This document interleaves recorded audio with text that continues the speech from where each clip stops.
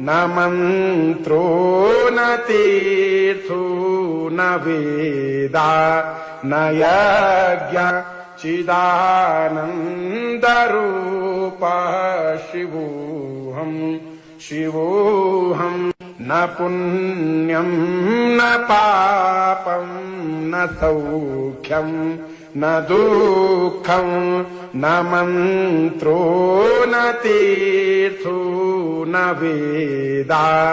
न यज्ञ चिदानन्दरूपः शिवोऽहम् न पुण्यं न पापं न सौख्यं न दुःखं न मन्त्रो न तीर्थो न वेदा न यज्ञ चिदानन्दरूपः